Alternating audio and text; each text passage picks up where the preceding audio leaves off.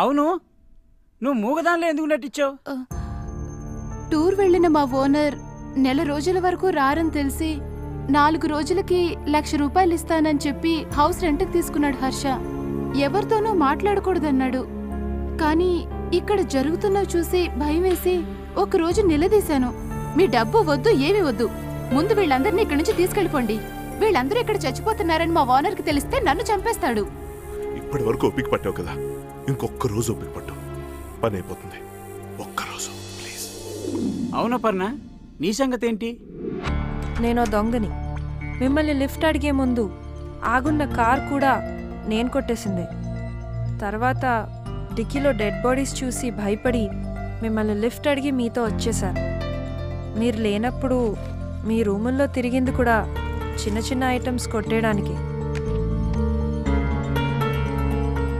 అవును చాంటి, ప్రవల్లికి కిల్లర్ అని నీకెలా తెలిసింది? వీడు నూళ్ళలోకి తీసుకెళ్తే ఖచ్చితంగా పోలీస్ స్టేషన్ తీసుకెళ్ళమంటాడు, అందుకే ఇక్కడ తీసుకొచ్చాను. నా కసి తీరా మిగతా వాళ్ళని కూడా నా చేతులతో చంపే వరకు వీడు ఎవరికి కనపడకుండా చూసుకో. అవును, మరి కాశీంని ఎవరు చంపుట్టారు? ప్రియా వాళ్ళని చంపాలని చూశాడుగా. తన చెల్లికి జరిగిన అన్యాయం ఇంకెవరికి జరగకూడదని తనే చంపుంటుంది. మరి పోలీస్ స్టేషన్లో హర్ష కంప్లైంట్ ఇచ్చా అన్నాడు.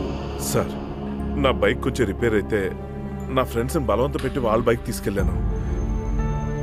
2 రోజులుగా కనిపించట్లేదు సార్, అందరూ కంగారు పడుతున్నారు. కంప్లైంట్ రాసివ్వు. మా కజిన్ బైక్ కనిపించట్లేదని కంప్లైంట్ ఇచ్చారట. బైక్ కనిపించింది. కంప్లైంట్ విత్డ్రా చేసుకుందామని వచ్చాను. Okay sir. హర్షని పోలీసులు అరెస్ట్ చేశారు కదా, శిక్ష పడుతుందంటావా?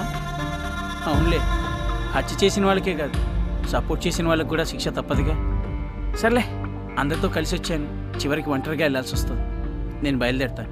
సరే, నేను బయలుదేరుతాను.